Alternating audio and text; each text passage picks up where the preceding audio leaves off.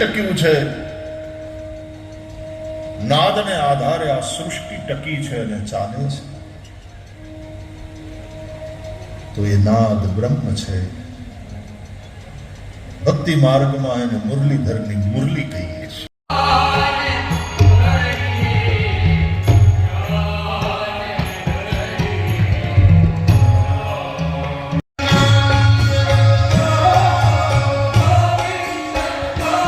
નથી અટકતી. પૂજ્યભાઈ શ્રી સનાતન મૂલ્ય અને પરંપરાના પુરસ્કર્તા છે. એટલે પોતાની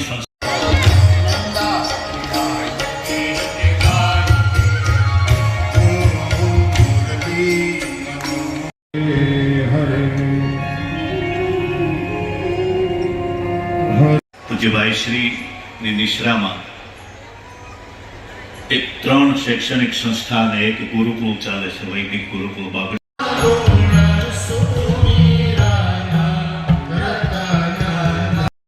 ઈષ્ટદેવ મુરલીધર ભગવાન અહીંયા બિરાજે છે. એના મંદિરના નૂતન મંદિરના નિર્માણના નિજ મંદિર પ્રવેશોત્સવ નિમિત્તે 551 કુંડી મહાવિષ્ણુયાગ અને પૂજ્યભાઈ શ્રી રમેશભાઈ ઓઝાની શ્રીમદ ભાગવત કથાનું આયોજન કરવામાં આવ્યું છે. આ કથા કદાચ સૌરાષ્ટ્રના ઇતિહાસમાં અભૂતપૂર્વ બની રહેશે.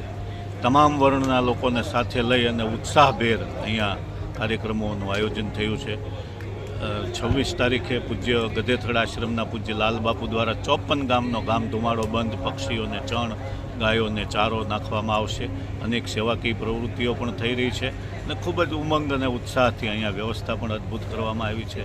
ખૂબ ઉમંગ અને ઉત્સાહથી આ સમગ્ર મહોત્સવનું આયોજન થયું છે.